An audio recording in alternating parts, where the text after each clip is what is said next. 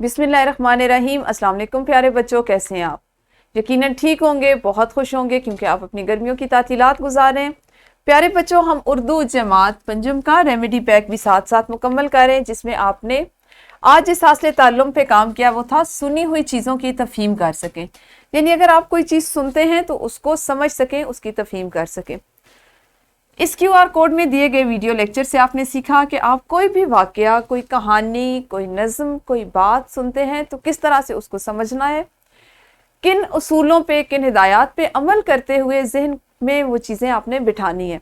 उसके बाद सरगर्मी आपके पास ये थी कि आपने जो सबक इस वीडियो में पढ़ाया जा रहा था उसको गौर से सुनना था, तवज्जो से सुनना था और वालिदैन को बताना था कि उस सबक में उससे आपने क्या सीखा, ऐसी कौन सी अहम बातें थी, कौन कौन सी चीज़ें थी जो आपने उसमें सुनी।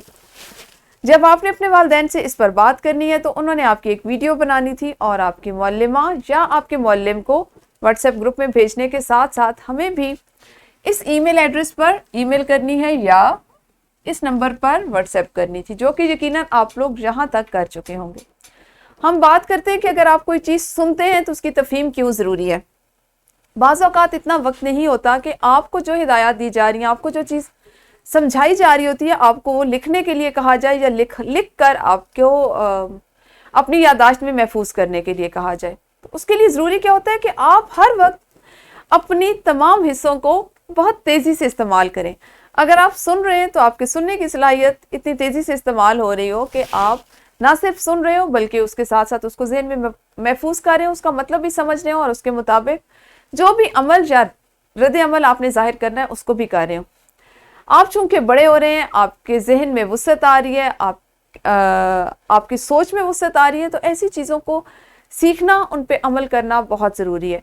अगर आप अभी भी बच्चों की तरह या बहुत बचपन की तरह से एक वक्त में एक काम करेंगे, एक ही ऐलान, एक ही हिदायत को सुन के अमल करेंगे, तो अब ये आपको इसमें तब्दीली लानी पड़ेगी। अगर आप चीज़ें सुनते हैं तो फ़ौरन उनको समझें, उसके मुताबिक अपना रद्द अमल ज़ाहिर करें। कोशिश करें कि इन तमाम हासिलात ताल्लुम पर काम करें, इन पर अमल करें और इसमें अपनी ज़ात में इसकी वजह से बेहतरी लाएं। अगले हासिल ताल्लुम में आपने क्या सीखना है, हम अपने अगले लेक्चर में बात करेंगे। तब तक अल्लाह हाफिज़, शुक्रिया।